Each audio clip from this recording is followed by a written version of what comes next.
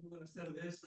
Mi nombre es Juan Cuesta, soy presidente de Europersuma, una asociación europeísta que en fin, llevamos ya algunos años, 17 exactamente, pegados un poco al debate sobre la Unión Europea, sus valores, sus futuros, sus necesidades. Como siempre, agradezco a la Biblioteca Iván de Vargas su acogida.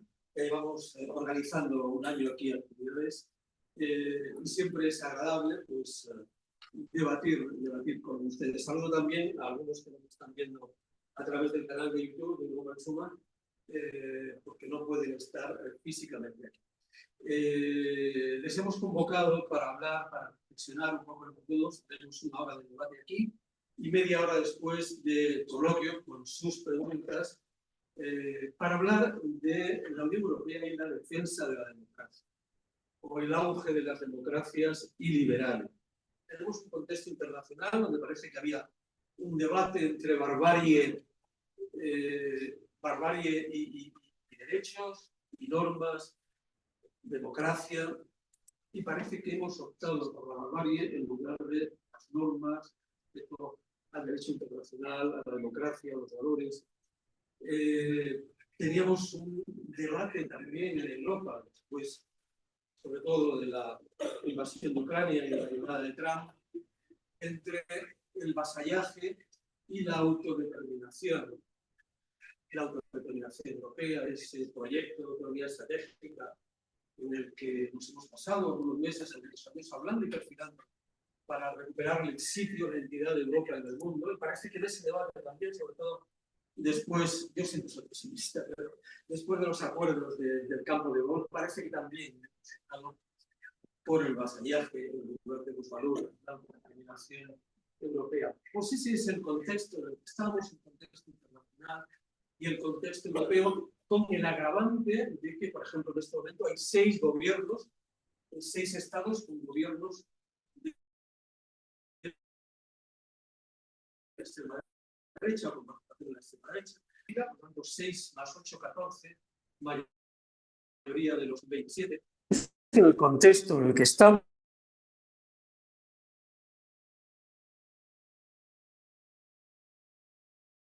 diferentes y estructurales que parecen no ser tenidas en cuenta por las grandes potencias y con una creciente influencia de eso que se ha llamado, no sé si eufemísticamente no, democracias liberales, con estos datos que estoy dando, ¿no? Que están aumentando considerablemente en Europa y el futuro no es muy alentador. Ese es el contexto en el que cada vez hace más falta que Europa recupere sus valores, que sea nuevamente un...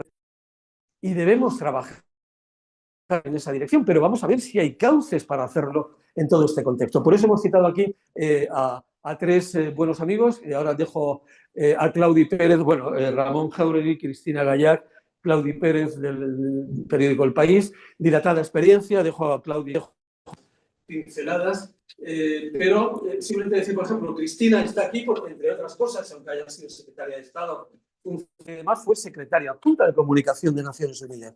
Creo que es importante saber si hay esperanza con la ONU o no hay esperanza, o hay que reformarla o no reformarla. Son muchos los temas que hay por delante.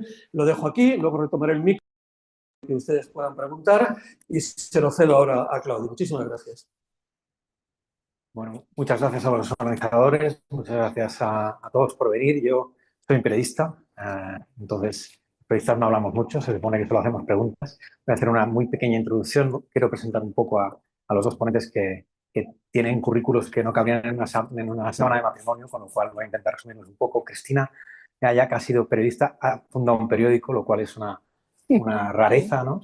Ha sido corresponsal en Moscú cuando se caía a la Unión Soviética, ha sido corresponsal en Bruselas cuando no se caía la Unión Europea y ha estado en la ONU, ha sido secretaria de Estado, ha sido alta comisionada y sobre todo es una persona que abre puertas y que tiene una de las agendas más esplendorosas, espectaculares que hay en Bruselas, porque durante 10 años estuvo en el Consejo Europeo y no solo en Bruselas, también en Nueva York y en Madrid.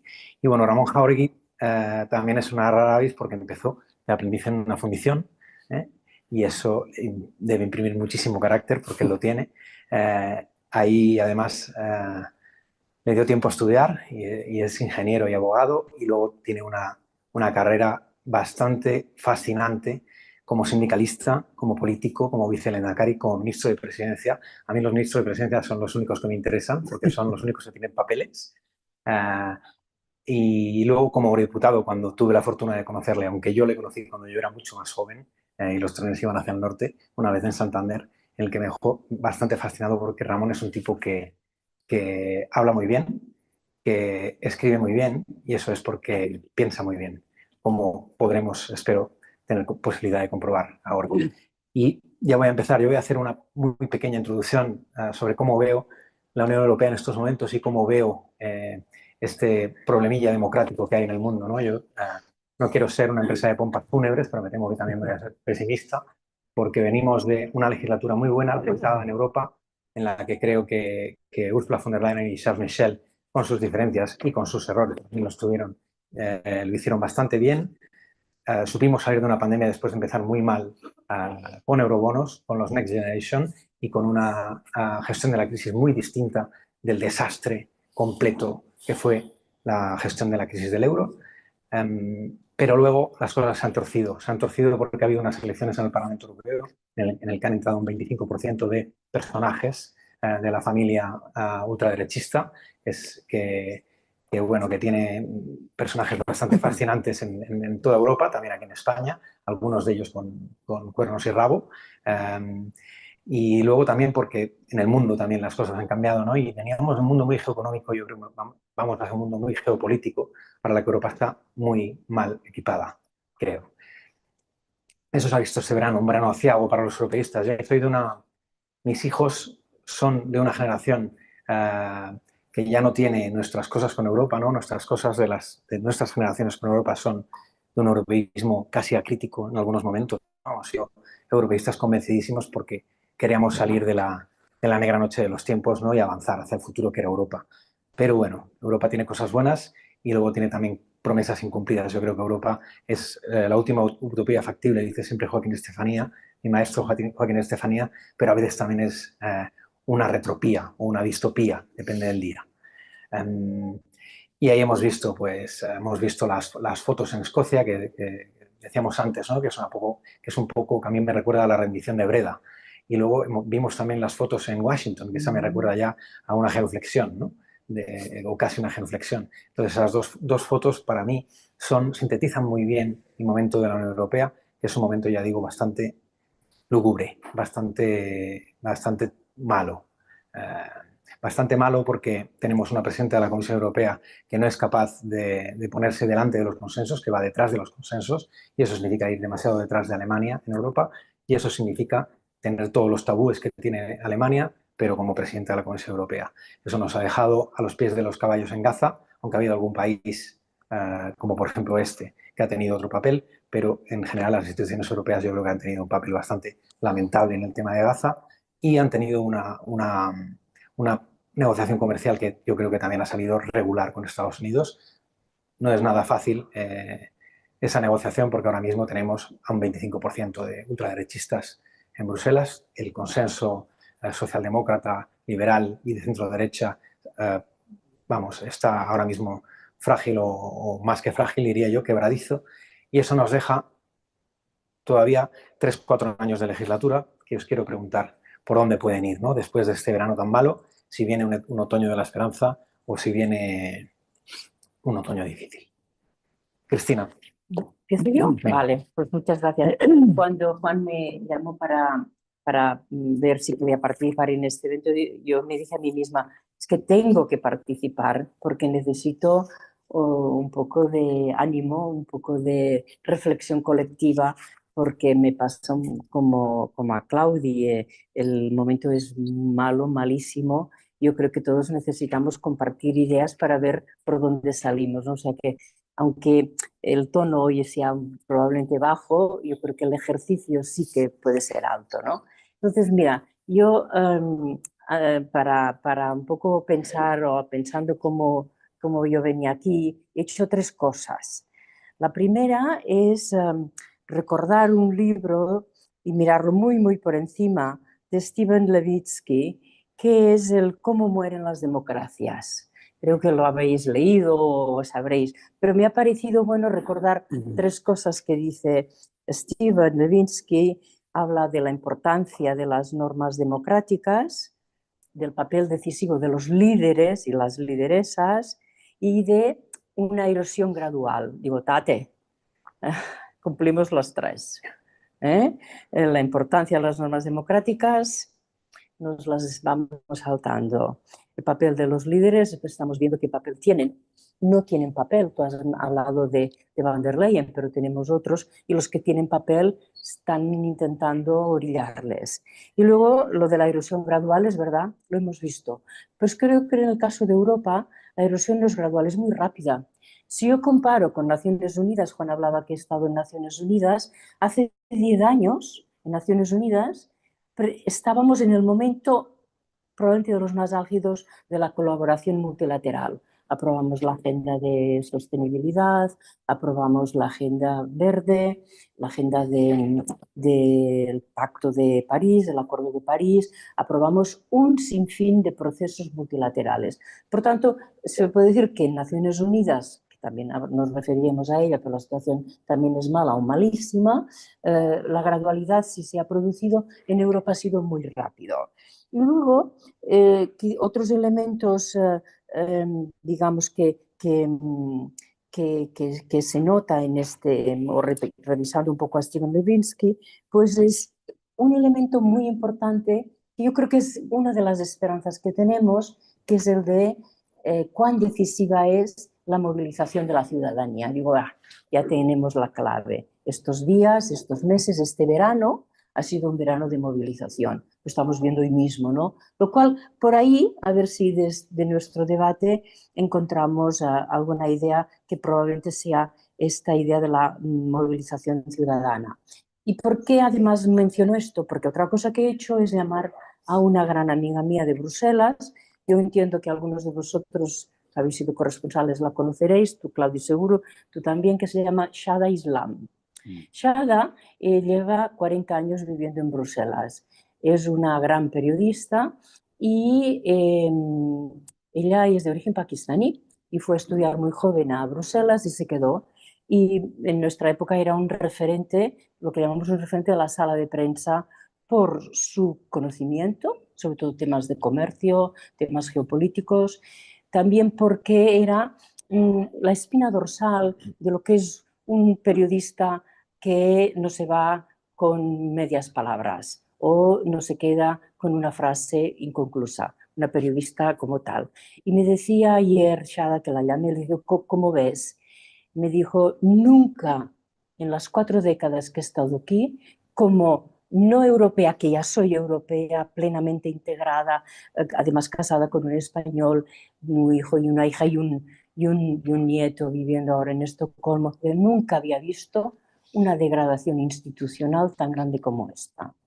Y una cosa que me comentó muy grave, yo creo que para nosotros, también periodistas, a muchos de aquí, fue el tema de la autocensura de los propios medios de comunicación y que los grandes medios de comunicación europeos, los Euroactive, los Euronews, los Euroalgo, los políticos, están todos en manos de la extrema derecha.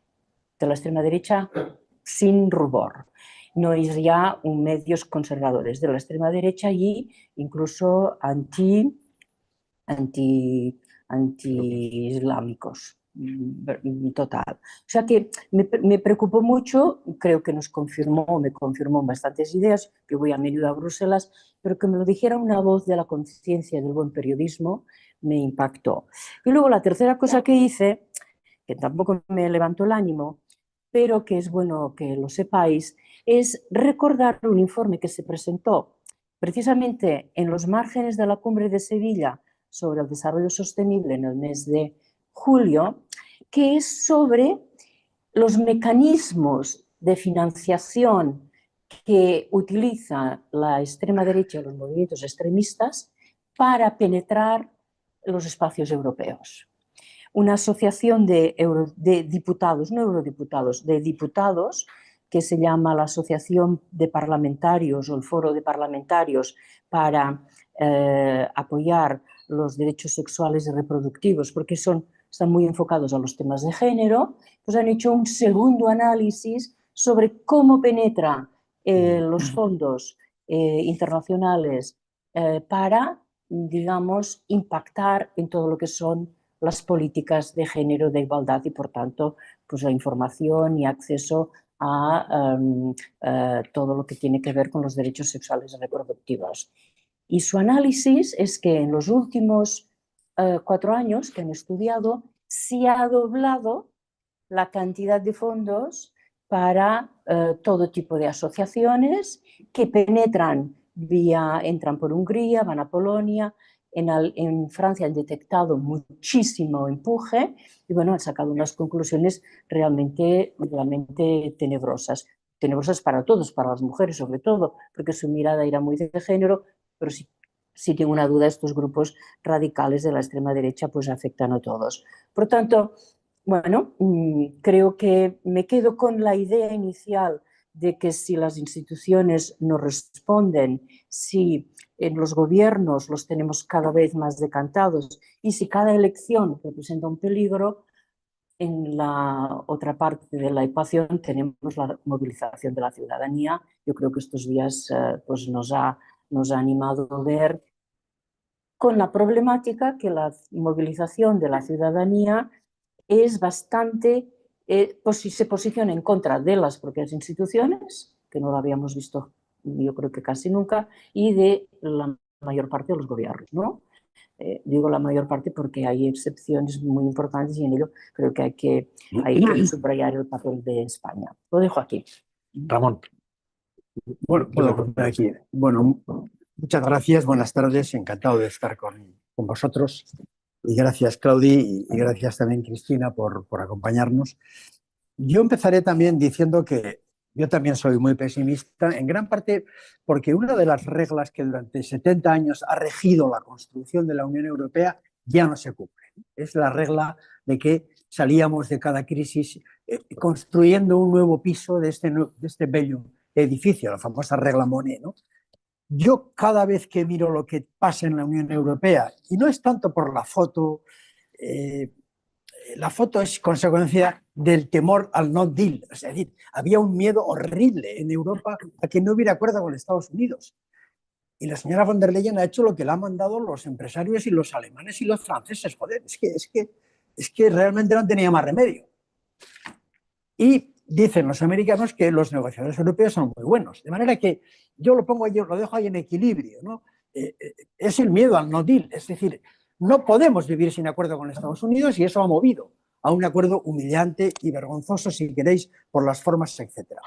Pero lo que quiero decir es que cada cosa que examinamos de lo que es el futuro de la Unión Europea, y esta es la pregunta, Claudi, exige una Unión Europea integrada. Todos los temas, desde la defensa, la competitividad, los informes Draghi y Letta, todo lo que viene reclama una Europa que avanza en su integración hacia el federalismo. Todo.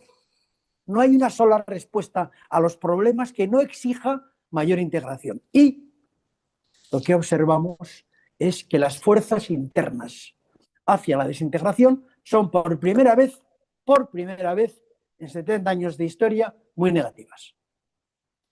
Ya en parte lo habéis ido señalando, ¿no? Y claro, ponen en riesgo la Unión Europea. La ponen en riesgo porque la teorización de esa posición tiene mucha fuerza, no solamente en el 26% de la representación parlamentaria de las fuerzas de los patriotas y las fuerzas no federalistas, vamos a llamarlas así, que existen en la Unión Europea. No solamente por ese 26%, no solamente por los gobiernos que integran la Comisión, el Consejo, etcétera, etcétera, sino porque ciertamente están teorizando el vaciamiento de la Unión Europea. Es decir que, hombre, podemos no dar importancia a algunos papeles. Tú has señalado varios, pero tampoco podemos, digamos, sobrevalorar la importancia del documento que los think tanks polacos y húngaros están elaborando. Pero hay un planteamiento teórico y no es solamente de ellos. Yo también se lo he escuchado aquí a los de Vox. Es un vaciamiento. Es Es una recuperación de la soberanía nacional. Punto. Es una Unión Europea que tiene dos alternativas. O disolverla y crear una nueva, cosa que ellos mismos consideran imposible, porque obviamente nadie puede renunciar ya a la Unión Europea, o vaciarla. ¿Y vaciarla qué quiere decir? Quiere decir recuperar la soberanía nacional. Quiere decir que hay que construir una cooperación interestatal. Punto. Esta es la pretensión de los, digamos, y atención, en ese sector que llamaríamos populismo iliberal, si queremos llamarlo así, que es un poco lo que nos trae aquí con el paraguas que habéis dibujado también, realmente hay muchas características de ese populismo iliberal, muchas, podríamos citar muchas, algunas ha citado Cristina y podríamos citar muchas más. Pero la que sí es clara, hay dos que son muy significativas, migración y Europa. Ahí están todos de acuerdo. Cerrar fronteras, países cerrados, naciones cerradas. Luego podemos entrar en los códigos de valores, en todo lo demás, pero esto lo dejo para otro momento, porque yo sí creo que el populismo iliberal tiene, digamos, un corpus doctrinal muy potente y 6 o 7 grandes señales, digamos, identificativas de su proyecto. Pero si hay dos claras que abordan, que integran a todos los populismos iliberales de Europa, son, 1, migración, cerrar, y 2, vaciar. Vaciar. Una Europa distinta. Y en esto están totalmente de acuerdo. Y esto implica que ciertamente los europeos, no solamente porque el mundo se ha hecho muy hostil, que no hace falta que yo me detenga demasiado en explicar las hostilidades que nos señalan los nuevos emperadores en el análisis geopolítico, sino también porque, desgraciadamente, la construcción europea se enfrenta efectivamente a una, digamos, a una realidad interna que no sabe resolver, ¿no? Y esto me lleva un poco a lo que deberíamos hacer. Yo no me voy a detener demasiado para hacer más coloquial la conversación, pero yo me he puesto a pensar en lo que cabe que hagamos, ¿no? Porque hay mucho pesimismo. Y el diagnóstico ya está súper elaborado. Lo sabemos todos, todo. Como dice un amigo mío, Europa está hiperdiagnosticada, totalmente hiper. Y es más, no es que esté hiperdiagnosticada, es que todos coincidimos en lo que hay que hacer. Todos sabemos lo que hay que hacer. El problema está en si somos capaces y si queremos realmente hacerlo, ¿no? Y esta es la cuestión que me parece más excitante en este momento. ¿Qué tenemos que hacer frente a este horizonte tan hostil? Interesante. Juncker decía que todos sabemos lo que hay que hacer, pero nadie sabe cómo ganar las elecciones después si lo hace, ¿no? Y esa es la cosa. Yo os quería plantear dos cuestiones aquí, un poco al hilo de que tú dices, ¿eh? El aumento de los populismos liberales, que llega al 25%, que llega al 30% y al 35% en algunos países, incluso en el país de la noche de los cristales rotos, ¿no? En el que AfD está como la segunda fuerza del Parlamento Europeo, enseña muy bien las vergüenzas tanto del centro-izquierda como del centro-derecha. Yo os quería preguntar a los dos qué ha pasado ahí. ¿Por qué la derecha democrática se deja contaminar de esa manera por los populismos liberales en agendas como la migración? El último ejemplo en España es este carné por puntos, que es muy discutible, voy a dejarlo muy discutible, con el eufemismo ese, o con el aborto, ¿no? También aquí en España. Pero luego está el centro-izquierda, ¿no? En el centro-izquierda, digamos que a mí me gustaría que me contarais un poco qué narices ha pasado. ¿Cómo es posible que solo haya 5 países sentados ahora mismo en el Consejo Europeo? Uno de ellos es España. Además está Antonio Costa, que es un político de larguísima trayectoria, que está muy silente últimamente, pero de larguísima trayectoria y muy capaz. Tenemos a Pedro Sánchez, pero luego tenemos a los daneses, que no son socialdemócratas, aunque se llamen socialdemócratas. Tenemos a los rumanos, que no pintan demasiado. Tenemos a los eslovacos, que son otra cosa. Y tenemos a los malteses. Se acabó lo que se daba. ¿Qué ha hecho mal Ramón y Cristina, la socialdemocracia? Aparte de que los vientos de la historia a veces cambian, ¿no? Y el péndulo cambia y ya está. Y estamos en un viraje hacia la derecha clarísimo, ¿no? Pero algo habrá hecho mal la democracia. Unas cuantas cosas me ocurren. Eso os ocurre a vosotros. Ramón, Yo, te cedo.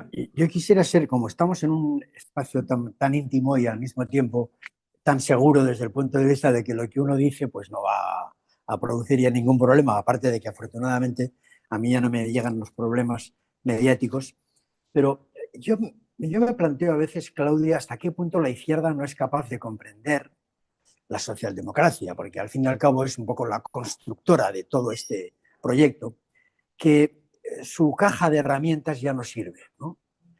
Y entonces cuando nos quedamos estupefactos, cuando vemos que los jóvenes son los que precisamente abrazan esta ola neoreaccionaria, si queremos llamarla así, pues tenemos que preguntarnos por qué y sobre todo qué podríamos hacer. Y yo me pongo a pensar siempre en una cosa que, que me parece brutalmente difícil, nunca lo he dicho en mi entorno, porque nadie me lo ha preguntado, digo en mi partido.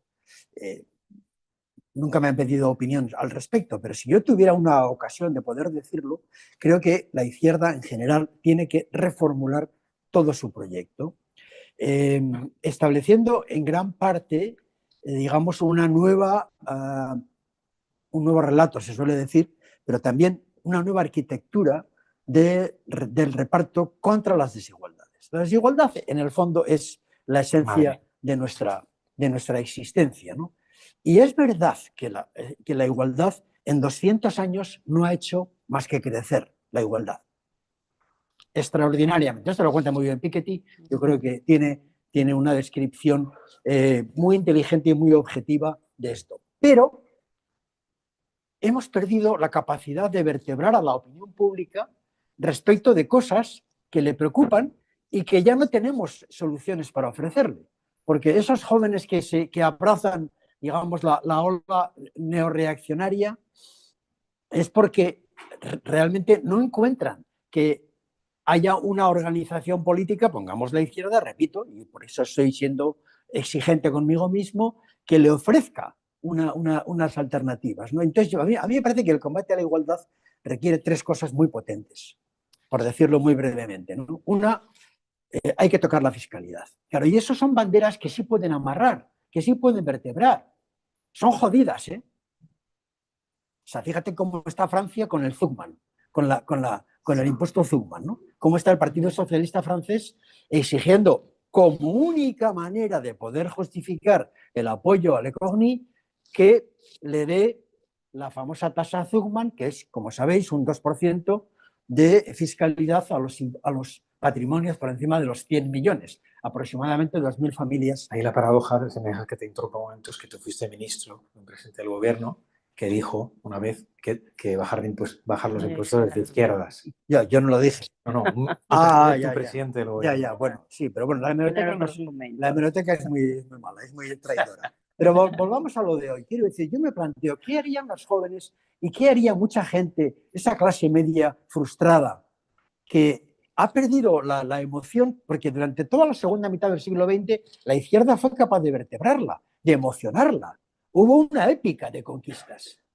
Toda nuestra historia es una historia en la que la masa electoral, digamos, de los trabajadores y tal, jóvenes por supuesto y tal, estaban en favor de un proyecto de progreso, de mejora social que estábamos materializando, porque la construcción es fantástica. El estado del bienestar realmente es fantástico. Ahora que lo estamos viendo jodido, estamos todavía valorándolo más, ¿no? Pero es que ya no nos basta, porque eso ya es pasado. Entonces tenemos que reconstruir ese proyecto y eso implica cosas que a veces me pregunto, ¿no será que al hacerlas todavía provoquemos más desafecto? Porque sigo y termino. Fiscalidad. Y ahí tienes, para mí, la tasa de los ricos, no hay más remedio que tasar la riqueza, y las herencias. No hay más remedio que fiscalizar las sucesiones. Y aquí las hemos liberalizado todo Cristo. Hemos territorializado la fiscalidad de las sucesiones, excepto Cataluña, me parece, y todos los demás es gratis. Y no hacemos más que perpetuar la riqueza de las generaciones más ricas. Y aquí viene el conflicto entre los boomers y las nuevas generaciones también. Pero bueno, dejo eso, fiscalidad. Segundo, políticas predistributivas. Y ahí hay que tocar energía, transporte, vivienda, como políticas que configuran un modelo capaz de vertebrar y de aglutinar a la gente en favor de unos objetivos. Y en tercer lugar, y con esto termino, y aquí es donde me parece que es más complicada la cosa, es reformular la redistribución.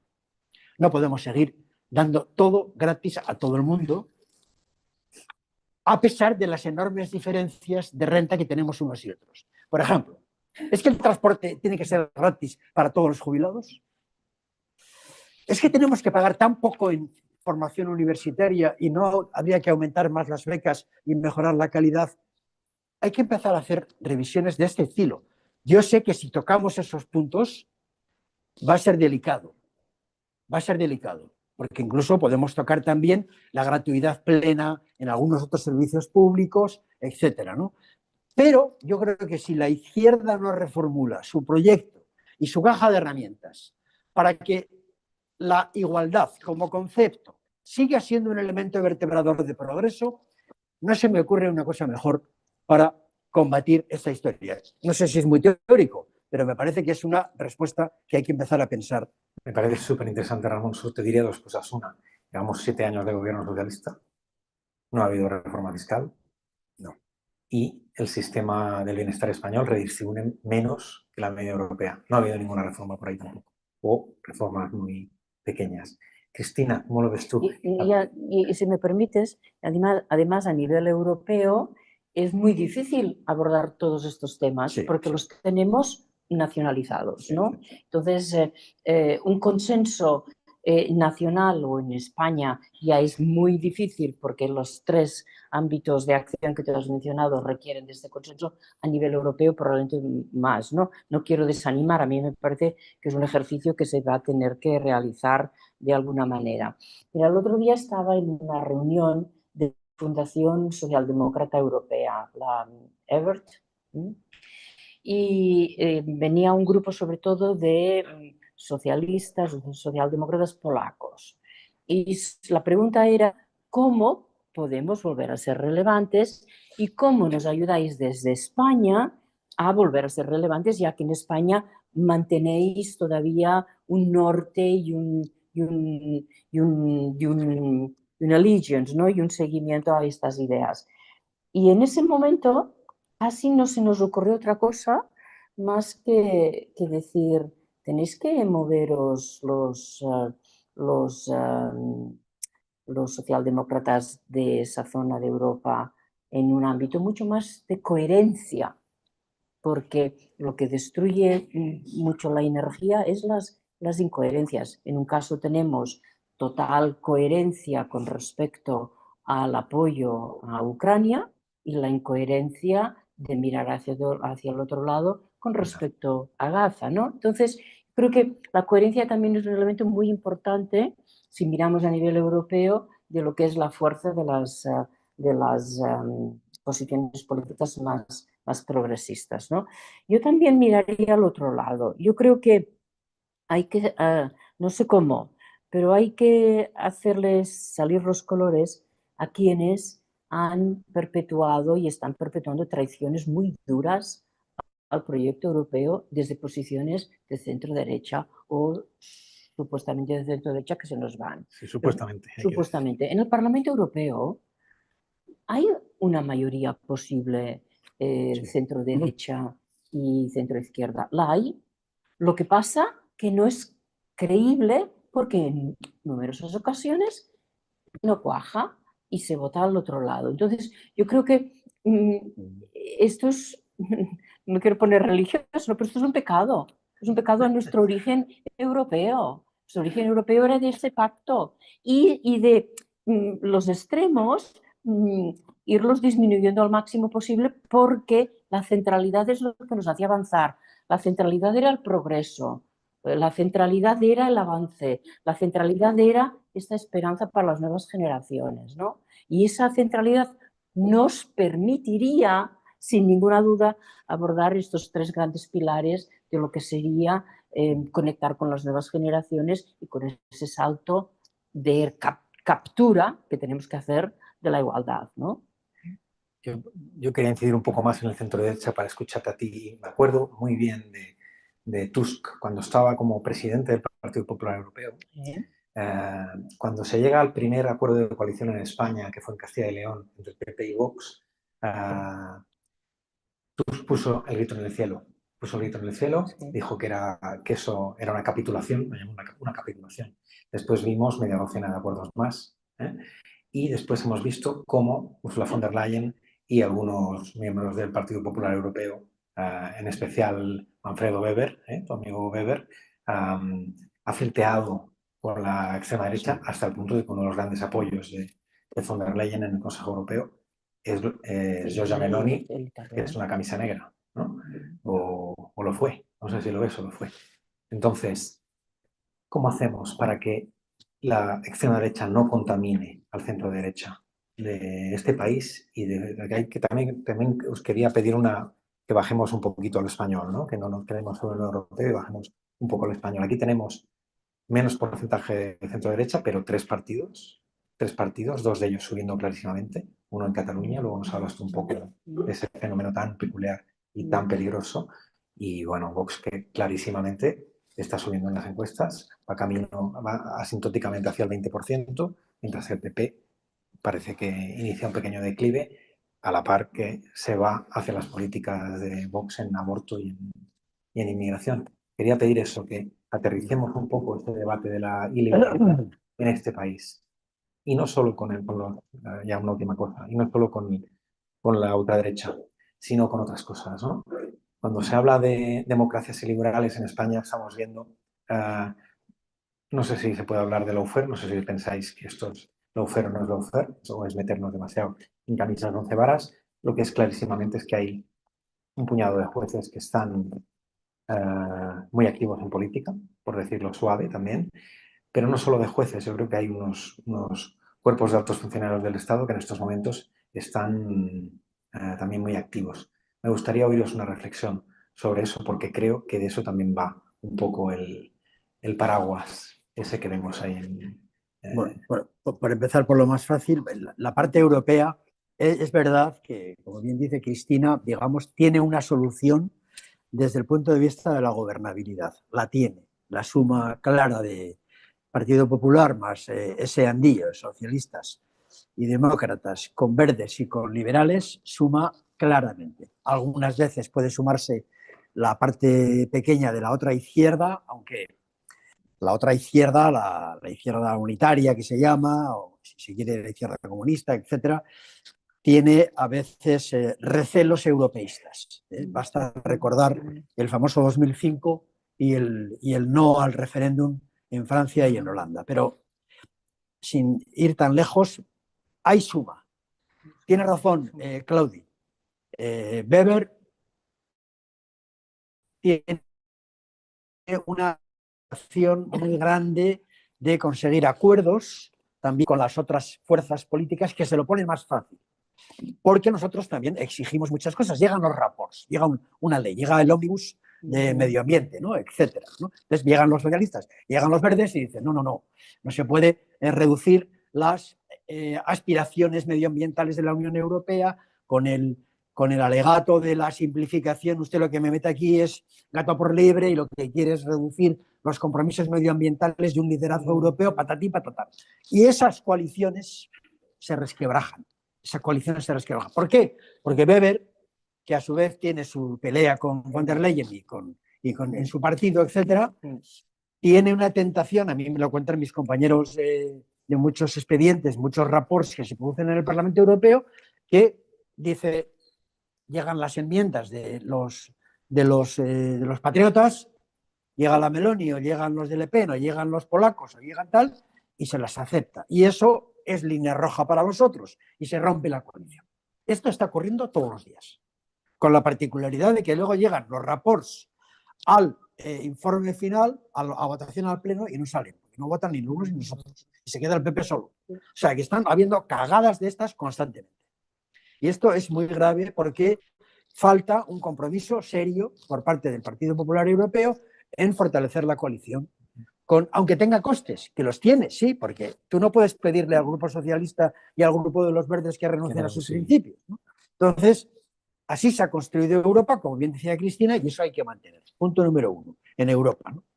Yo soy partidario también de que esa integración, esa unidad, se configure sobre lo que llamaríamos los 4 grandes proyectos que tiene que desarrollar la Unión en esta legislatura, que en el fondo todos los conocemos, y aquí vuelvo al hiperdiagnóstico de la Unión Europea. En primer lugar, obviamente, defensa, no porque sea lo más importante, sino porque, como suele decir Borrell, el mundo habla el lenguaje del poder y tenemos que aprender a hablar ese lenguaje. Y no hay lenguaje sin poder. Digámoslo claramente. Podemos ser amantes de la paz bajo fórmulas diplomáticas, pero el mundo no está girando en torno a eso. Y si quieres influir y queremos influir, hay que tener poder. Va a tener poder y hay que tener una defensa. Y por tanto hay que gastar en defensa. Me temo que no hay más remedio. Defensa, eso ya lo vamos a hacer. También con dificultades. Cuando lleguemos a integrar la industria militar europea y tengamos que decidir quién hace el submarino, lo querrán hacer los de Toulon en Francia, los astilleros italianos, los alemanes y los españoles. Y veremos a ver quién lo hace. Y así sucesivamente. Pero en fin, defensa, productividad, competitividad, todo el informe de Draghi. Mercado interior, todo el informe Letta. Esta mañana le estaba escuchando a Sebastián, el comisario de Industria, y realmente, pues, en fin, tiene buenos proyectos, pero claro, siempre choca con el elemento nacional.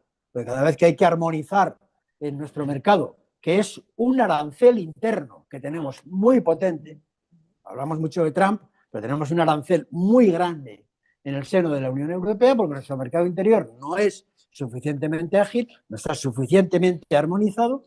Y en cuarto lugar, la UME, la Unión Económica y Monetaria. Que además a mí me gusta decir esto como un elemento contra el populismo iliberal, porque es lo que hace irreversible la Unión Europea. No habrá vaciamiento como pretenden los populistas si tú consigues una unión económica y monetaria de verdad, que no la tenemos todavía. Si tú tienes eso, no solamente con la moneda, sino también con la unión bancaria, con el mercado de capitales, con todo lo que significa la armonización económica y monetaria, incluyendo la implicación de los países que tienen que entrar en el euro y todavía no lo han hecho y deben hacerlo. Si tú tienes fuerte eso, no hay vuelta atrás. Y por eso son esos 4 temas los que a mí me parece que configuran una... Y en tercer lugar, el cordón democrático, yo creo en él. Hay quien dice, y esto es un elemento de política, de análisis político interesante, que es mejor dejarles gobernar para que la gente vea que son unos populistas mentirosos. Y que cuando gobiernen ya veremos lo mal que va todo. Es un poco cuanto peor mejor, ¿no? Claro, sí. De hecho, ha habido estrategias políticas. Yo recuerdo una. En mi pequeño país hubo una decisión que un día tomó el Partido Nacionalista Vasco porque Bildu ganaba las elecciones en Guipúzcoa. Y el PNV dijo que gobiernen. Y gobernaron 4 años. Es verdad que luego perdieron, pero en fin, en aquel caso más o menos funcionó. A mí me parece muy peligroso como estrategia esto. Y esto implica que tenemos que hacer el cordón sanitario con todo lo que signifique. Y por cierto, también me pongo a rascar. Eso implica que a veces hay que hacer sacrificios para que no gobierne la extrema derecha, incluida también la izquierda. Porque aquí nadie dice nada de esto, porque tenemos una experiencia con el no es no. Pero yo os planteo simplemente que en el año 27 haya unas elecciones y saquen, por ejemplo, 120 diputados el PP y 60 Vox. Te estás metiendo en un berenjenal, ¿eh? 180. Y entonces decimos, ¿van a gobernar juntos? Depende. Depende de lo que haga el PSOE. Depende de lo que haga el PSOE. Porque hasta ahora el no es no siempre ha sido porque había una mayoría alternativa. Pero cuando no la hay, ¿qué hará el PSOE? Yo no lo sé, ¿eh? Pero me temo que nuestra educación interna es sacar el dedo. Y eso significará que gobernamos. Ramón, ¿tú qué harías? Eso número 1. Y número 2. No, espera, que tengo un número 2. ¿Y si gana el PSOE y el segundo es el PP? ¿Tú crees que el PP apoyaría al PSOE? Si hay mayoría absoluta PP-Vox, yo ya en lo demás no me meto, porque ya me parece que estamos entrando en el morbo de lo que... Y esto es muy complicado. Yo únicamente planteo esta hipótesis, que la suma de PP y Vox sea mayoría absoluta y que, por tanto, van a gobernar. Sea el PSOE primero o sea segundo, me da igual. Porque si el PP tiene 114 diputados y tiene 75, Vox también van a gobernar. El PP no va a permitir que gobierne desgraciadamente el PSOE, quedándose, no creo que lo vaya a hacer. ¿Y eso es la lista más votada entonces? Eso tendría que estar en la ley de gobierno, pero no está. No está. Y por tanto el juego político es libre. Pero tu primera pregunta, mi posición es abstenerme. Es condicionar a ese gobierno para que no gobierne con Vox, con dos pelotas. Porque si no, gobiernan con Vox. Y aquí es muy fácil decir, y vivimos todos muy cómodos poniéndoles a parir a los dos. Hasta ahora eso vale como estrategia, y yo creo que políticamente es correcta, porque todos estamos viéndolo. Pero si tienen mayoría absoluta, y depende de mí que Vox no gobierne, yo propondría en mi partido, y no pinto nada y no mando nada, que lo lógico sería decirle al PP que puede gobernar, pero, y me voy a abstener, pero depende de mí. Me falta tu reflexión sobre si está habiendo algo extraño como lo hubo en los años 90, por cierto.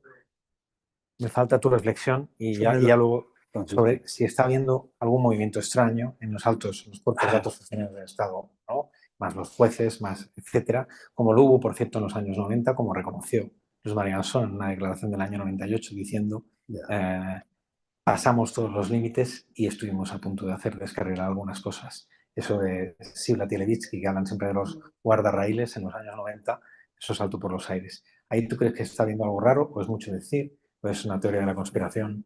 ¿Qué es eso? Y ya luego le toca... Bueno, yo creo que hay una suma de antisanchismo tan brutal en el país que realmente puede, digamos, provocar esas actitudes. Y de hecho las hay, las hay, ¿no? Pero no creo que haya un doctor no, como inteligencia negativa en todo esto. Simplemente se dejan llevar por sus impulsos. Y sus impulsos son tan destructivos contra Sánchez y contra el PSOE que realmente se articulan todos ellos de manera más o menos natural. Pero a mí no me gusta llegar a la conclusión de que mi país está podrido. A mí tampoco.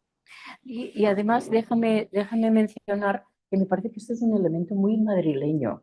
Sí.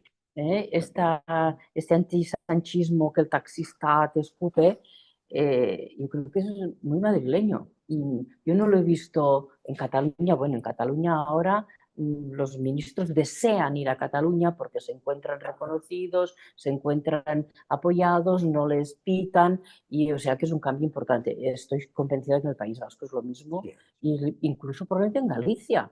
Yo creo que el presidente del gobierno tuvo unas experiencias dolorosas con el tema de los incendios, pero que cuando fue a Galicia fue reconocido como que el Estado había respondido muy bien y mucho mejor, ¿no? O sea que yo intentaría que este cosmos tan eléctrico y electrizado madrileño no nos contamine más de la cuenta, porque yo creo que España es muy diversa. Bueno, vamos a ver cómo evoluciona Valencia, ¿no? Que es un caso muy difícil por todo lo que han sufrido, y luego Castilla y León, ¿no? Que su dana es los incendios del verano, ¿no? Por tanto, es verdad que aquí es donde ocurre la vida política tan tensionada y donde los portavoces salen cada semana y, en fin, todo esta olla a presión tan bestial, ¿no? Pero me da la impresión de que somos capaces de esponjarnos un poco más, y ojalá se notara en el proceso político que vamos a vivir hasta el día de las próximas elecciones, incluidas las autonómicas, ¿no? Y además dejadme decir que este antisanchismo es muy parroquial, ¿no? Es como muy local. La semana pasada, probablemente el líder mundial de un país medio o grande, más aclamado en todos los eventos de Naciones Unidas, ya fuesen eventos formales de la Asamblea General o eventos en paralelo, fue el presidente del gobierno de España. y no quiero hacer mucha propaganda, pero solamente tenéis que mirar un poco los ecos, ¿no?, mediáticos, tanto en los eventos de clima, los eventos del 80 aniversario de la organización, en los eventos de sostenibilidad, en los eventos de género, lo cual la incapacidad de transmitir ese impacto internacional aquí es bastante notoria, y yo creo que forma parte también de este cordón sanitario mediático que decíamos que ocurre en Europa, pero que también ocurre sin ninguna duda en nuestro país. Pero hay un elemento que yo creo que allí vamos a sufrir muchísimo, que es en todo ese proceso del fortalecimiento de la extrema derecha, que es este que he mencionado al inicio, que es el de la financiación que viene de fuera. Ya sea maga o no tan maga, esto es una fuerza política, financiera, económica muy importante y que penetra decisivamente, penetra a partir de las tecnologías, pero también penetra a partir de las ideologías. Entonces, yo creo que esto va a ser un contratiempo muy grande, y esto lo podríamos enlazar, por ejemplo, con, tú has mencionado este caso catalán tan específico de Ripoll, donde ha nacido un partido que está dado bueno, pues a crear un gran tumulto en Cataluña, porque además de ser independentistas son islamófobos y reaccionarios. Entonces, bueno, están recibiendo financiación y han encontrado probablemente financiación de grupos muy lejos que nunca pensaron que iban a tener que colocar sus millones en este espacio, ¿no? Entonces, ese sí que es un movimiento, yo creo, muy difícil, y este sí que es detrás de este trumpismo que vemos y de sus excentricidades, hay una organización seria, específica, clara, profundísima, que no es los Bannon. El Bannon es el inicio en el 18, 17, 18, 19. Ahora estamos en otra fase. Estamos en otra fase porque hay muchísimo en juego, ideológicamente y también económicamente. Yo quería, para acabar un poco, tirar un poco de ahí y hacer una última pregunta. Yo creo que el trumpismo hay digamos, un consenso optimista, que es decir, que el trumpismo se acabará dentro de 3 años y medio, de 3 años y 4 meses. Yo creo que no. Yo creo que el trumpismo va a seguir por 2 vías. Una, porque J.D. Vance tiene grandes opciones de ganar después las elecciones. J.D. Vance sale directamente de las plataformas tecnológicas. Y la otra es que el trumpismo ya ha metido sus sucias pezuñas en el Tribunal Supremo, las va a meter en la Reserva Federal y está contaminando todas las instituciones. Entonces, mi pregunta, y un poco concreta para los dos, porque ya son 5 minutos y luego le damos el micrófono al público, es: ¿qué hay que hacer con el trumpismo desde el punto de vista europeo? Hay que desamericanizar un poco el mundo, me explico. Hay que desamericanizar las relaciones internacionales, a la vista de que el aliado que montó todo eso ahora mismo parece estar en contra, y hay que desamericanizar la cultura política europea. Yo entiendo que los alemanes tengan esa cultura política porque hubo 300.000 soldados americanos un poco poniendo orden allí y impidiendo que pasaran los comunistas. Entiendo que esa cultura está muy acendrada, pero me pregunto si Europa tiene que hacer un clic o no. Yo comparto la idea de que la oleada es muy potente y es más que una legislatura de un señor al que llamamos de manera insultante muchas veces, ¿no? Es más profunda.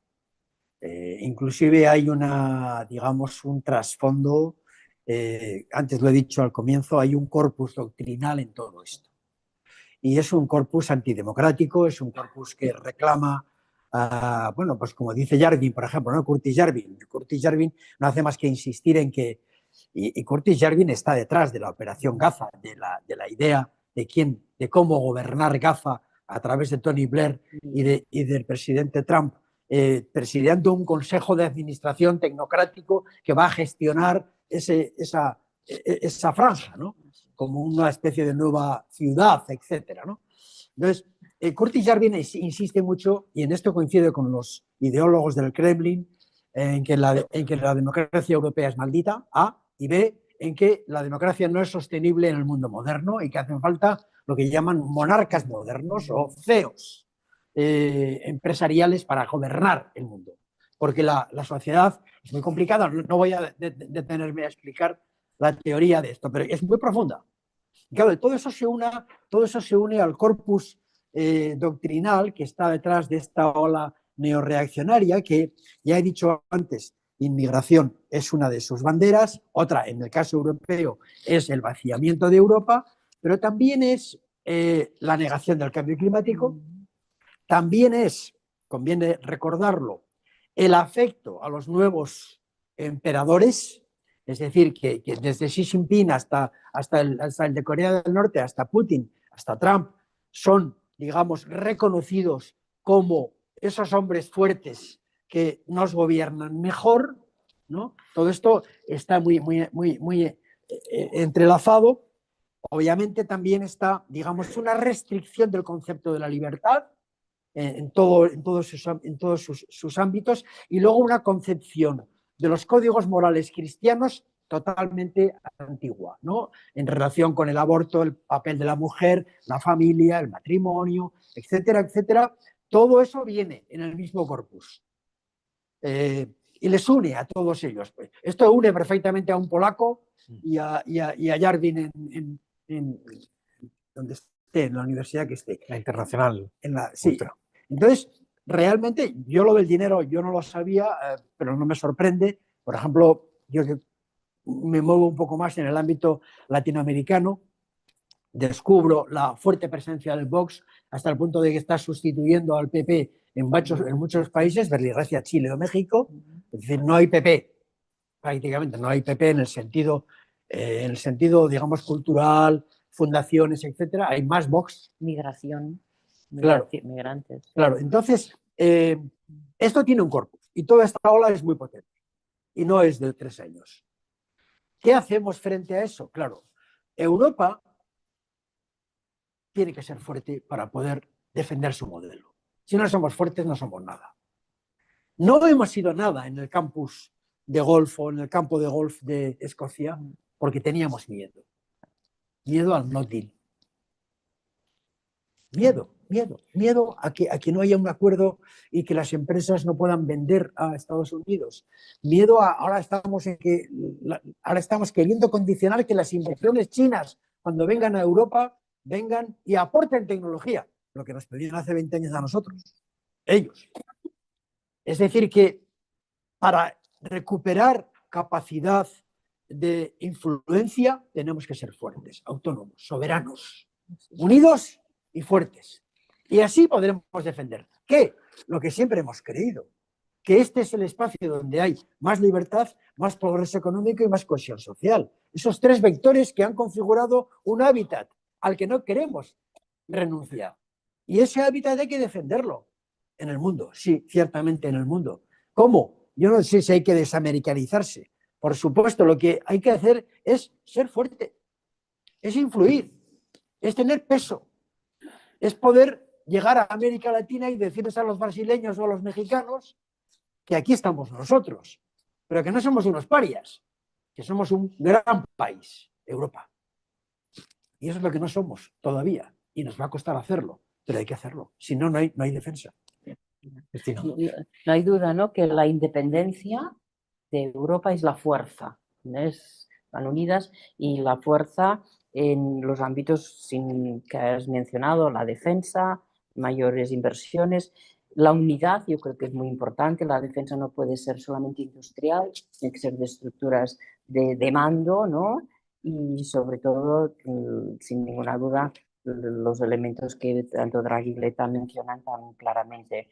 Yo creo que también es muy importante desde Europa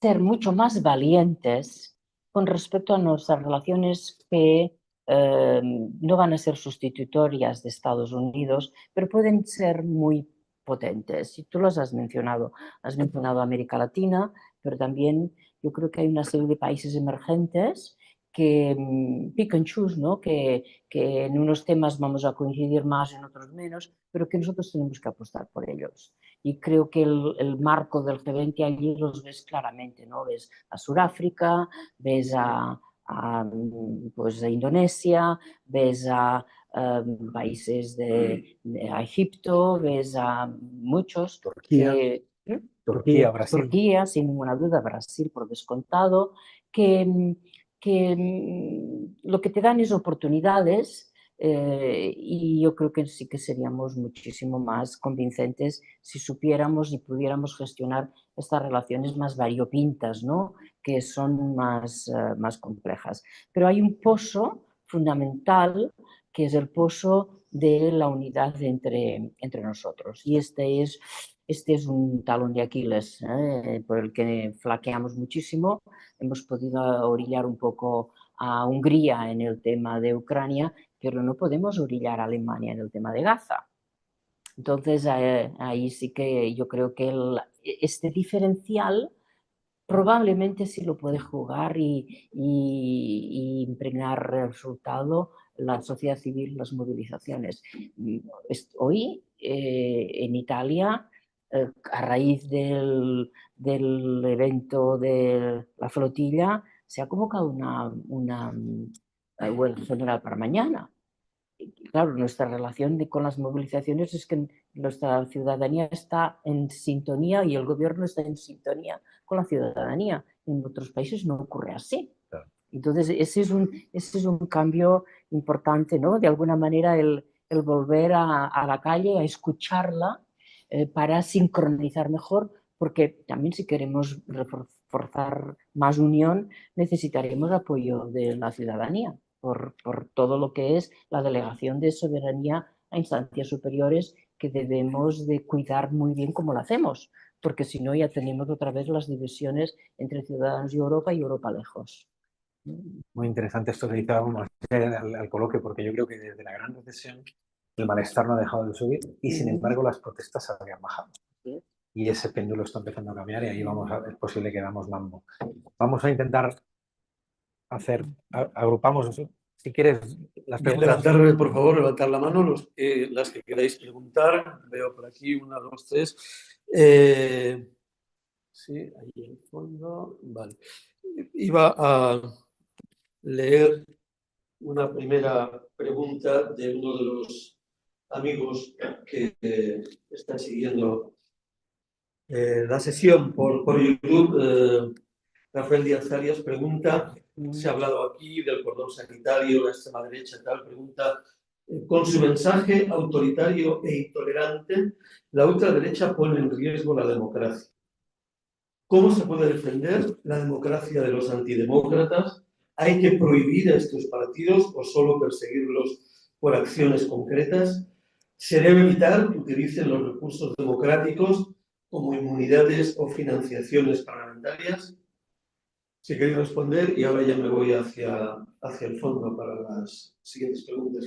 Más o menos hemos respondido. Yo, obviamente, soy contrario a la posibilidad de las prohibiciones, etcétera. Creo que no forma parte del código del Estado de Derecho. Nosotros tenemos una Constitución abierta y la defensa de las ideas es plena. Entonces, no podemos. Yo no veo fundamentaciones jurídicas capaces de prohibir, sinceramente. Pero hay que combatir políticamente. Otra cosa es que tengamos que incorporar a las herramientas del Estado algunos elementos que puedan ser mejores. Podemos hablar de financiación, podemos hablar de permisión en redes, podemos hablar de censuras mediáticas, etcétera. Pero prohibición yo no lo veo por ningún lado.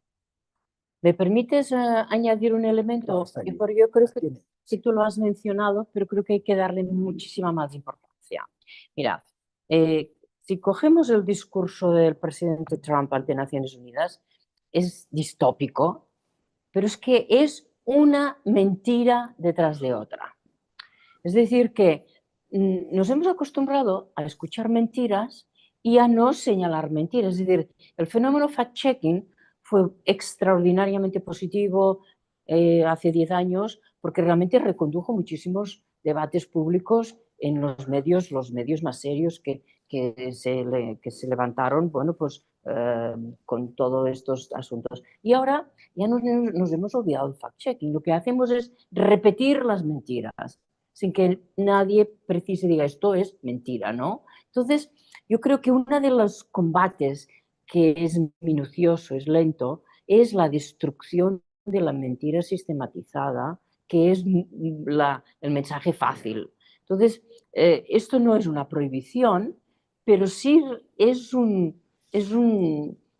paso fundamental para que estas brutalidades tan distópicas pero mentirosas se puedan acotar un poco, sobre todo de cara a las personas, digamos, con capacidad de argumentar más frágil. Pido a la mesa, por favor, hay que colocarse el micro como Pablo Iglesias, como Julio Iglesias, muy pegado y enfrente de la boca para que pueda salir bien del sonido. Vale, disculpad. Hola, buenas tardes. La pregunta para, bueno, es un análisis que he hecho yo, que hago yo sobre lo que usted ha dicho, que hay que dejarle a PP y a Vox que gobierne. A ver qué tal lo hacen. Aquí en Madrid tenemos ya... sí. Yo justamente he dicho lo contrario, pero bueno. No, pero lo ha dicho vale. un poco diciéndole... Que hay quien piensa... Mira ese para ver si caes. Entonces pasa lo siguiente, aquí llevamos ya en el Ayuntamiento de Madrid, quitando los 4 años que estuvo aquí Podemos con el grupo de más, o sea, eso estuvimos aquí, pues hemos estado, fíjese, desde el señor que entró aquí, el señor Manzano, pues llevamos ya 3 décadas. En la Comunidad de Madrid pasa lo mismo, igual. Otra cosa, en la Comunidad de Madrid, pues ya ve cómo va, no hace falta, está Vox, pero no hace falta que esté Vox, porque parece ser que el PP está encima. El PP aquí no necesita Vox para hacer lo que hace. No es que ya no necesita Vox. Con tener la mayoría hará lo que le dé la gana. Ahí tiene un señor que ahora está en persecución, que es el señor ese que decía que se arruine España, que ya vendré yo a salvarla. Ahí está él. Lleno, pues, el trámite de juicios. Otra cosa que voy a decir. Aquí, cuando una de las cosas de que aquí esté, pues mejor aquí en las diferentes comunidades y aquí en España tenga escaños, en parte es responsable el Partido Socialista. Y les digo esto porque cuando hubo Podemos que cogió tantos diputados, 69 creo eso, ¿qué pasó el Partido Socialista? ¿Por qué, teniendo más votos, por qué no se presentó con Podemos? ¿Qué pasa? Que no hubiese salido entonces el partido de Vox, porque no había llegado al Parlamento. Pues ¿cuántos tenía? Bueno, sí, tenía 4 o 5. Y ahí fue el repetir las elecciones, que fue, claro, y luego otra cosa, ahí tiene Castilla y León, ahí está el PP con Vox. El Vox ahora se ha ido, ahí está el PP. ¿Qué está haciendo el PP? Ahí están los incendios. En Valencia, ¿qué ocurre? Otra cosa igual. En Ibiza, ¿qué pasa? ¿Para qué tenemos tantas aquí, lo de la Dana que ha pasado? ¿Qué pasa en Ibiza? Pues igual. ¿Quién está ahí? Pues el Partido Popular. No hace falta Vox con el Partido Popular ya después. Gracias. Sí, vamos a pedir ser un poco más breves en las intervenciones. Enrique.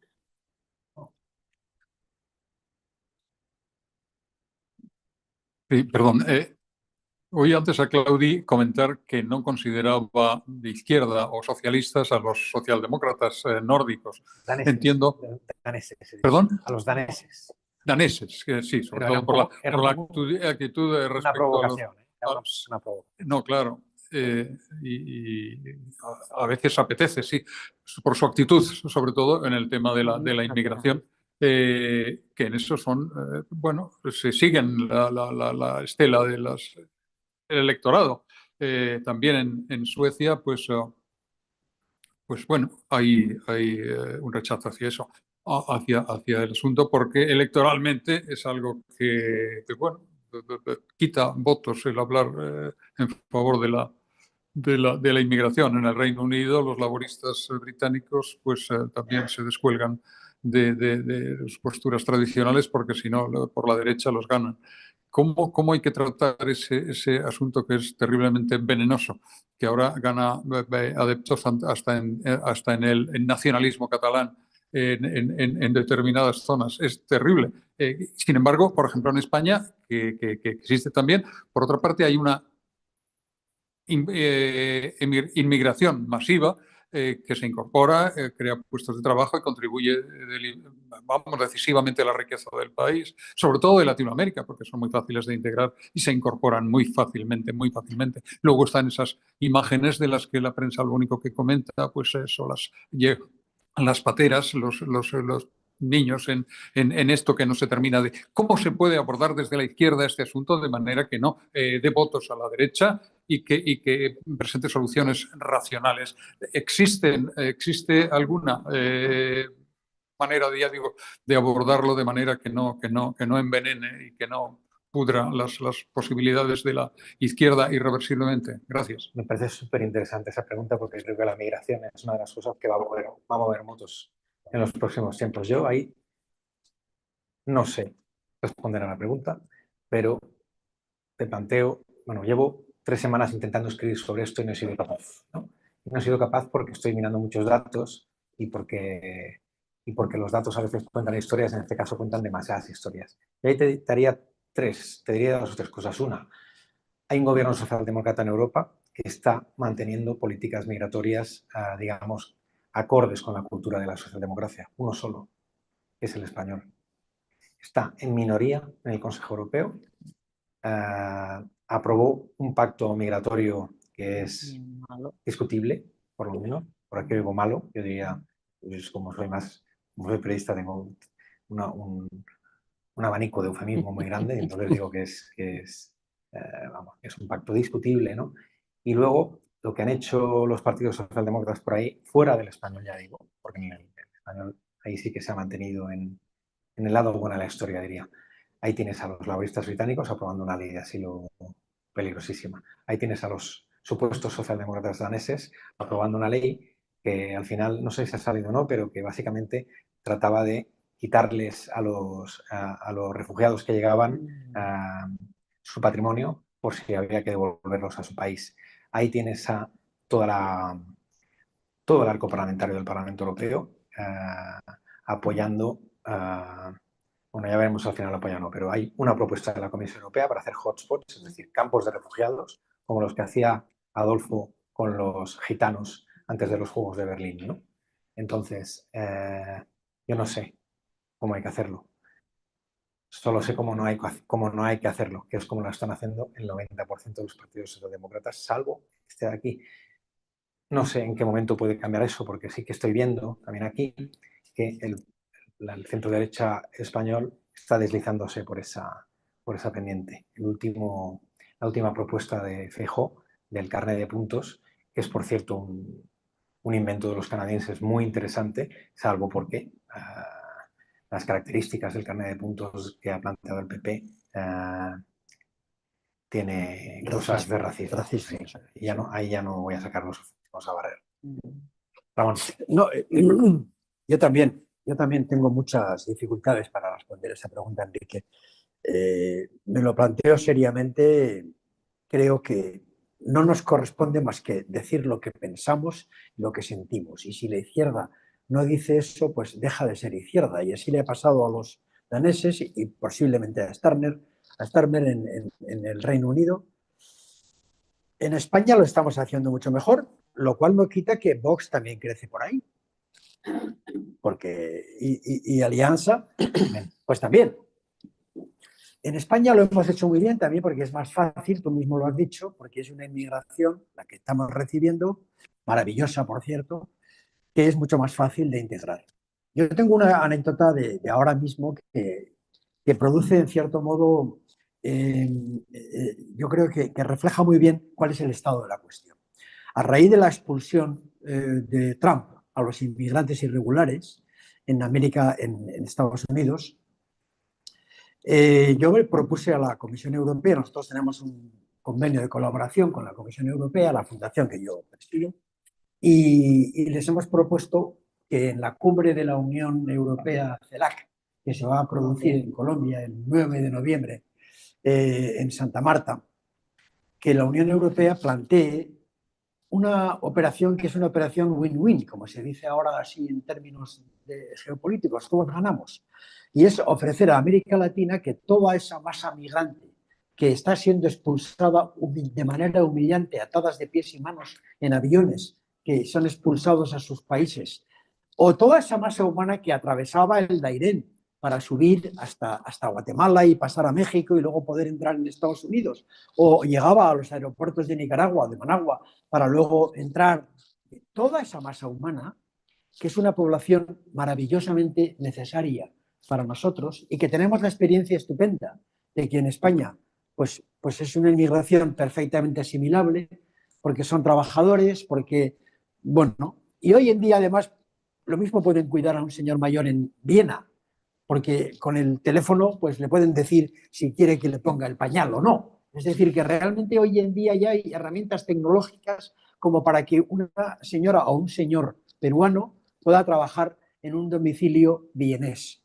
Entonces yo les he propuesto, ¿por qué no hacemos un convenio con América Latina para atraer esa inmigración que no puede llegar a Estados Unidos? Porque, atención, este señor ha tenido un éxito horroroso con su política migratoria. No va nadie.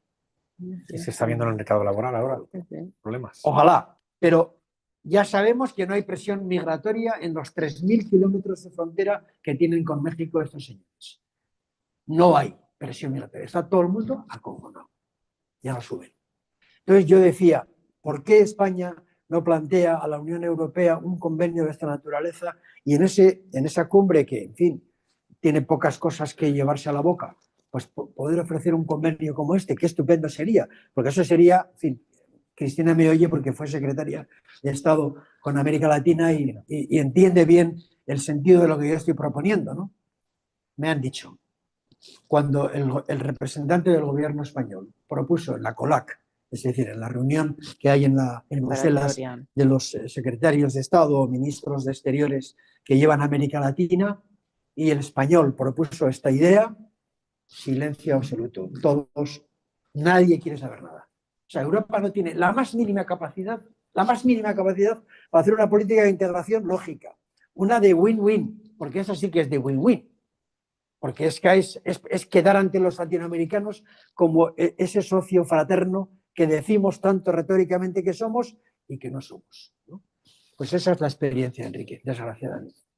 Y por cierto, señor compañero, no, yo he dicho que no hace falta, yo soy partidario de mantener el cordón sanitario, es decir, de no dejar a Vox que gobierne, siempre que podamos. Esa era mi idea. No, ya lo sé, pero usted lo ha visto como diciendo que más vale que eso que digas y no diré. Ya. Vale. Ven, Cristina.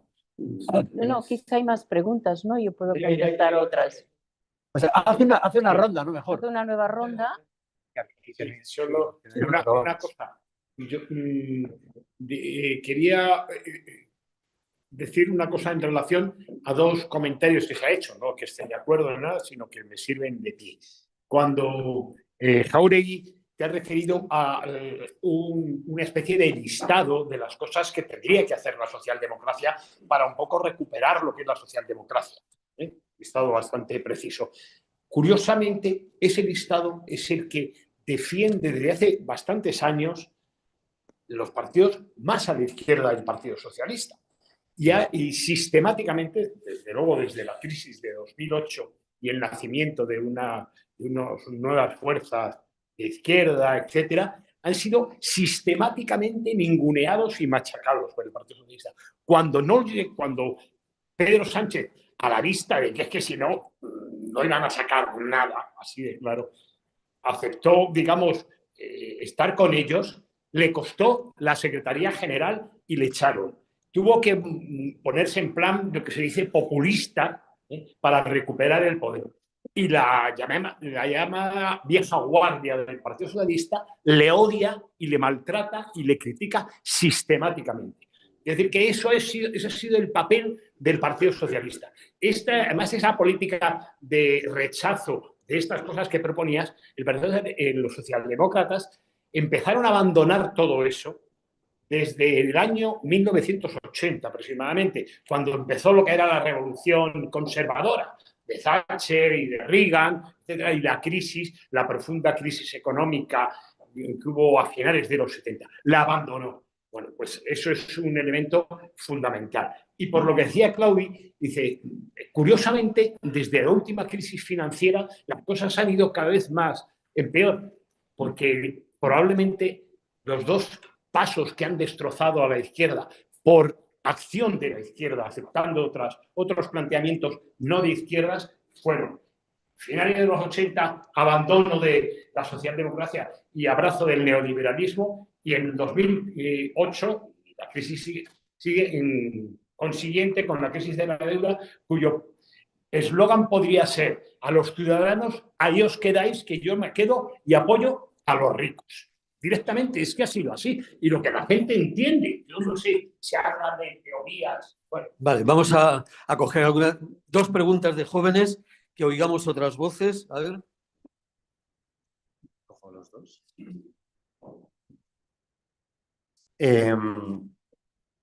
Dos preguntas parecidas, una en clave europea y otra en clave nacional.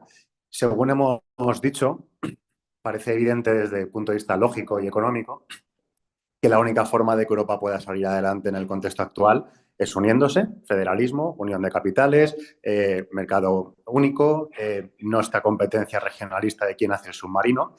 Y esto a mí me parece evidente. Entonces, la pregunta es, ¿por qué existe un proyecto de la derecha que busca lo contrario, sabiendo que eso va a suponer el fin de Europa? A mí solo se me ocurren tres posibilidades. Uno, que sea ignorancia. Otro, que sea egoísmo, que digan, bueno, Europa será la mierda, pero seremos los reyes de esta mierda, entonces esto es mejor ser cabeza de ratón que cola de león o algo así. O quizás se me escapa algo, quizá hay una lógica dentro de su proyecto que acá Europa sale ganando de alguna forma y que yo no veo. Y eso en clave nacional, pensando en el tema de la migración española es netamente positiva. Bueno, tú que has estado mirando muchos datos, igual lo puedes confirmar, según decías, pero es súper positiva. Tenemos unas tasas de criminalidad que están por los suelos y este año creo que el 60% de los inmigrantes pues tenían educación superior de nivel universitario. Entonces, ¿por qué la derecha en este país está contra la inmigración? ¿Es simplemente una táctica política para alinearse con la derecha internacional y sacar votos? ¿O hay alguna lógica económica detrás más allá del tacticismo político? Bueno, una tercera pregunta más de otro joven por aquí. Bueno, muchas gracias por las intervenciones. Yo acabo de salir de la universidad, entonces quizá voy un poco en plan teórico. Va un poco en relación a lo que han dicho las personas previamente. ¿Qué influencia? Una de las conclusiones del libro de Zilar Levitsky es que una de las grandes variables independientes de la degradación de las democracias es la degradación del Estado de bienestar.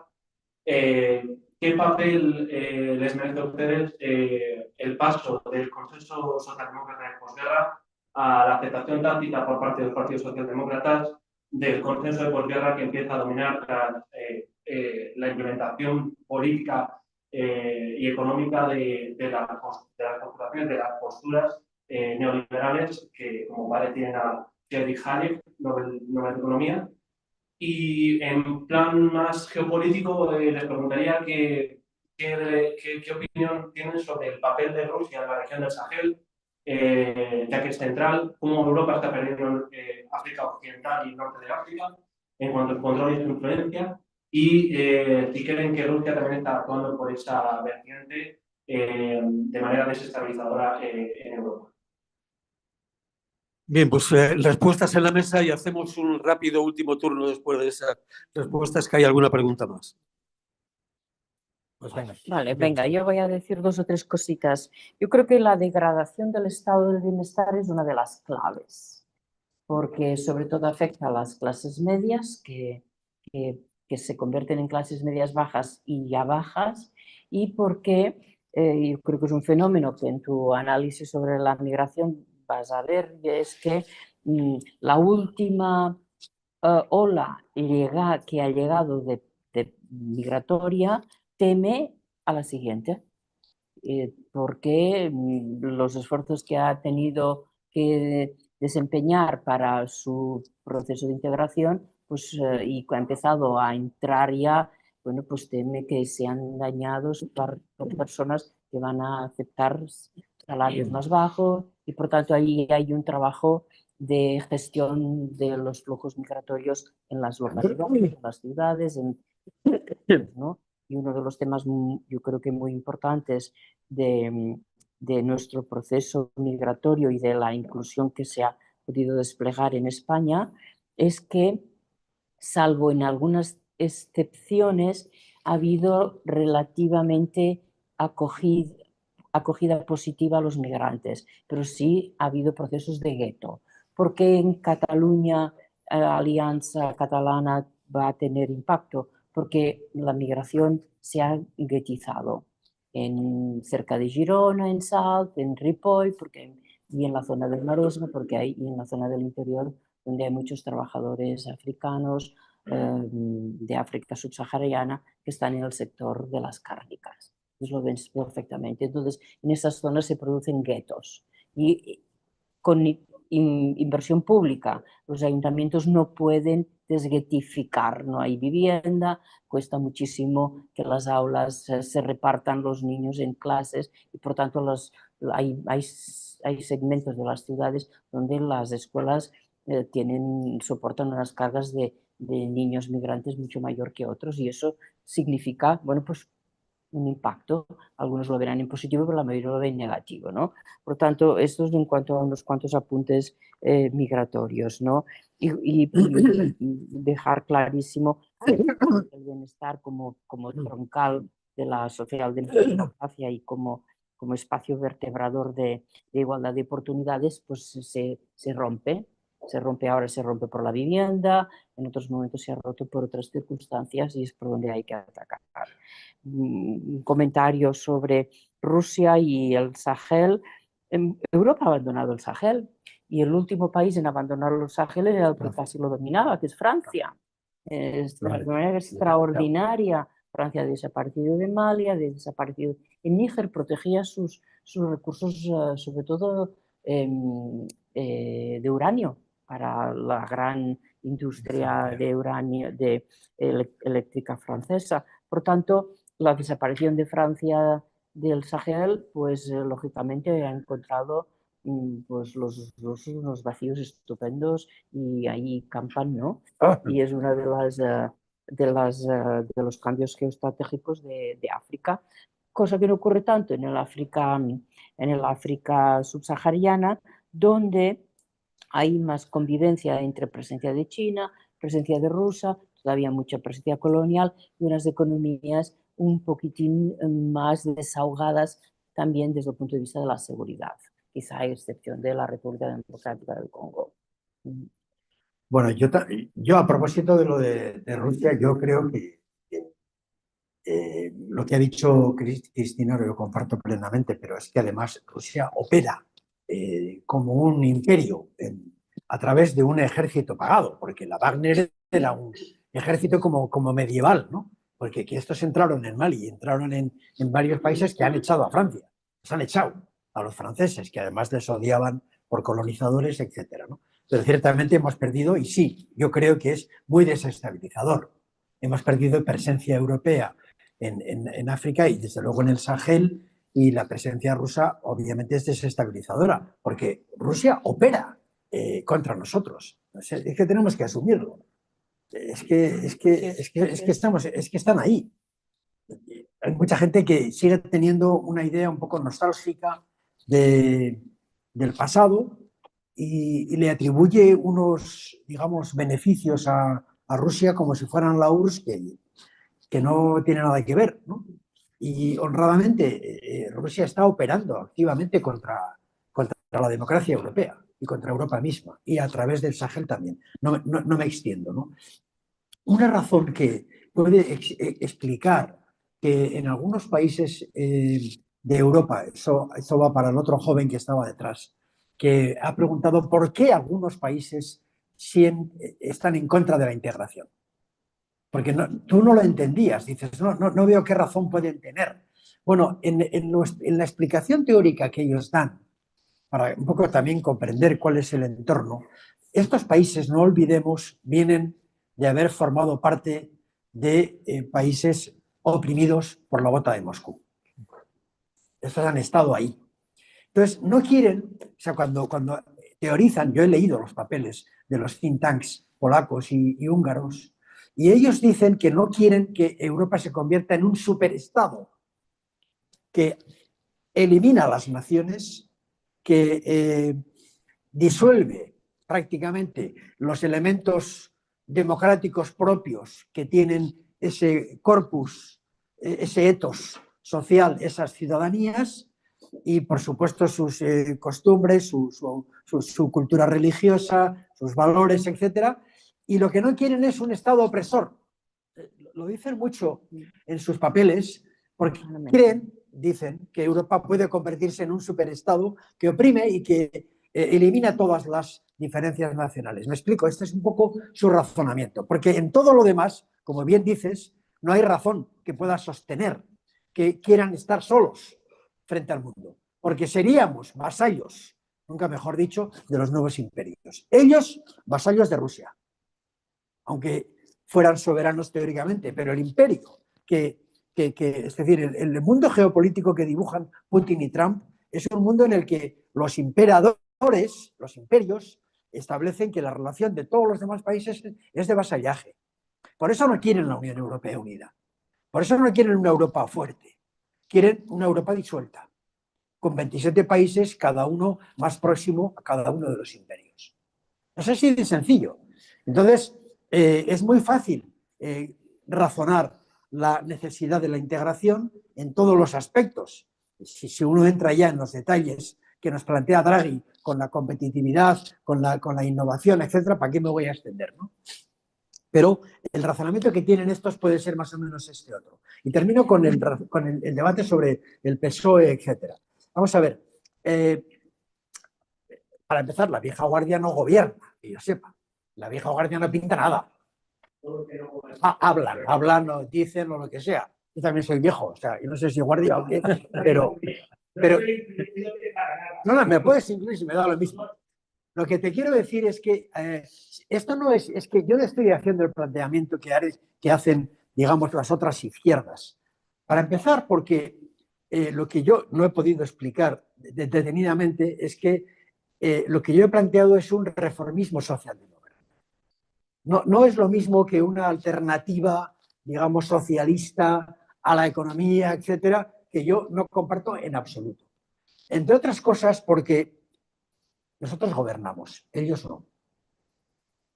Es muy fácil decir cosas, pero si tú tienes que ajustar luego tu déficit público al 3%, mira lo que le pasa a Francia, cómo están. Es un país roto. Roto. Porque tienen el 6,5% de déficit y 114% de deuda pública. Entonces, nosotros tenemos que ajustarnos a una política económica que sea creíble, porque los mercados existen y creemos en los mercados. Y eso nos limita a muchas cosas. Y cuando yo digo que hay que hacer un reformismo socialdemócrata en la distribución, en la redistribución, estoy diciendo cosas muy serias. Porque a ver si hay alguien en Sumar o en Podemos que propone que los jubilados no tengan que pagar o tengan que pagar el billete del tren. No creo que lo digan, ¿eh? Yo sí lo digo. Y lo mismo podría decir de muchas más cosas. Porque yo planteo reformas para que abordemos las brechas nuevas que tiene la igualdad en una sociedad, por ejemplo, con los jóvenes o con los niños pobres o con tantas cosas. Y eso implicaría un PSOE reformista de verdad. Yo le exijo al PSOE ese reformismo, pero mucho me temo que no habrá una izquierda a mis izquierdas que tengan la valentía de defender ese reformismo que necesitaríamos. Esto como argumento en relación con ese asunto. Y por último, déjame decirte, yo creo que la agenda social del gobierno de Sánchez realmente es potente. No llega a esto que estoy planteando, porque es verdad que hemos perdido la emoción, la ética de la igualdad, y eso implicaría un debate mucho más profundo, que es el que estamos teniendo. Pero en general, con lo que se puede hacer, sinceramente creo que Sánchez está haciendo con su gobierno y con su gobierno de coalición con Sumar, concretamente, están haciendo una política en algunas materias, por ejemplo, predistributivas, en el tema salario mínimo, en el tema IMV, ingreso mínimo vital. ingreso mínimo y vivienda ahora, etcétera, está haciendo una política social plausible, sinceramente lo pienso. Pero bueno, no me detengo en esto, que no es lo que nos trae aquí. A ver, una pregunta para cada uno y uno para los dos. Si Europa quiere salir de esta parálisis y marcar un poco, incidir en lo que está pasando en este mundo volátil, ¿cómo nos planteamos la relación con China? Porque en principio China no estaba en esa onda imperial de nostalgia rusa de áreas de influencia, pero igual sí se va a tirar por ese camino. ¿Cómo hacemos que China no entre en ese triángulo? Ya que estamos en sándwich entre Trump y Putin, que sí están en eso y que cambiaron casi las relaciones atlánticas cuando llegó Trump. Y respecto a Cristina, los emergentes. Bueno, quien inventó el G20 al final fueron los norteamericanos con la presidencia de Bush, cuando había ese clamor de los emergentes de una gobernabilidad más participativa. Y Europa en realidad no ha jugado mucho papel hasta hace poco. A Turquía le pusimos el freno y casi le forzamos a que se volviera al liderazgo regional musulmán cuando estaba en la cola de entrar en la Unión y bueno, Indonesia, nos estamos empezando a relacionar ahora. La relación con la India es muy reciente, ojalá aceleremos. O sea, ¿cómo aceleramos con todo eso para hacer una red, un colchón de países emergentes que puedan asociarse en determinadas políticas? Y en eso, bueno, Jáuregui ya entraba en Latinoamérica, que es lo que conoce bien. Hay que decir que con lo de la emigración, España de todos modos sí hizo esas medidas, no traerse a los inmigrantes, pero sí ayudar en toda esa crisis migratoria. Pero con los aranceles no hemos estado muy... Estábamos tan preocupados por lo nuestro que no les hemos echado mucha mano a ellos en sus polémicas con eso. ¿En qué punto está la relación con América Latina? ¿Ese Mercosur ya súper negociado que no termina de cristalizar? Yo lo dejaré ahí aquí, ¿no? Porque hemos consumido el tiempo más que de sobra. Si queréis hacer algún apunte rápido a lo que acaba de comentar Lola. Yo creo que la relación con China es probablemente la más difícil que tenemos, la pregunta más interrogante, ¿no? Y que está claro que la actual tiene que evolucionar a profundizarla. A su vez todos vemos que el régimen chino es un régimen que no es democrático, un régimen extraordinariamente estratégico, nos gana por comercio, nos gana por tecnología, no nos gana por derechos humanos porque no juegan en esta liga. Por tanto, es una de las asignaturas pendientes que tenemos. Así como vemos que la relación con Estados Unidos debe de cambiarse porque no nos está resultando bien y por tanto hay muchas ideas para irla matizando, la de China todavía hay muchas cuestiones por definir, aunque sin ninguna duda es la relación de los próximos 40, 50 años. El futuro pasa por ahí, ¿no? No sé qué otra cosa te podía comentar sobre... en fin, creo que paso el micrófono y ya está. Yo me sumo a lo de China. Esta mañana lo más importante que le he oído a Sebastián Sejourné, el francés, es que quieren crear una agencia europea para las compras de materiales críticos, ¿no? Y también para la energía, una agencia europea. Está muy bien, porque Europa tiene que comprar en el resto del mundo en nombre de Europa, no solo no 27 comprando, ¿no?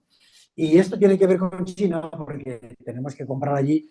Ellos son los exportadores de materias críticas, de materiales críticos fundamentales. Él ha dicho 17 de los 20 y tantos materiales críticos necesarios en este momento para toda la tecnología vienen de China. Y entonces allí hay una negociación muy complicada con ellos. Eso es un negociado, es un portfolio que diríamos súper complicado. Yo creo que ya se ha dicho, ¿no? Cooperadores con ellos, comerciar al máximo, pero al mismo tiempo rivales estratégicos en muchas materias. No, en relación con el multilateralismo, yo comparto contigo la idea de que Europa tiene que ser un gran polo. En este mundo multipolar que se está creando, desgraciadamente es así, va a haber BRICS, va a haber Global Sur, va a haber 5 o 6 o 7 grandes países que influyen. Europa tiene que estar ahí, como uno. No podemos ser Estados Unidos, ni podemos ser China, ni podemos ser Rusia, por su fuerza nuclear sobre todo, y por su capacidad de fastidiar, pero realmente tenemos una potencia para ser un polo multipolar y para ser un polo fuerte en materia de nuestros grandes valores. Somos un continente de paz, de democracia, de Estado de Derecho, de cooperación, de multilateralismo. Todo eso a mí me parece clave. Europa tiene que seguir con esa bandera. Tenemos que estar ahí. Somos eso. Si no somos eso, no somos Europa. Eso para mí es evidente, ¿no? Y una última cosa en relación con América Latina.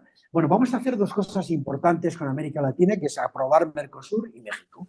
Si Mercosur se va a aprobar, afortunadamente, yo estuve en Bruselas la semana pasada hablando con Garchotti, que es el tipo que ha negociado el acuerdo y el que ha creado una cosa súper importante aprobada en la Comisión a principios de septiembre, que es un reglamento, nada más y nada menos, un reglamento que entra en vigor de manera universal para toda Europa, para establecer una serie de medidas que salvaguardan, por así decirlo, los productos sensibles a las importaciones futuras de Mercosur a Europa, que son carne de res, carne de ave, etanol, azúcar y ya no me acuerdo cuál es el otro, 5 o 6 productos. Sobre esta hay una mitología europea brutal que ha hecho que el Mercosur haya estado encallando 25 años para que salga el acuerdo. Parece que este reglamento que acaban de hacer ha resuelto, aunque nunca lo dirán los franceses, los problemas franceses, pero parece que los ha resuelto.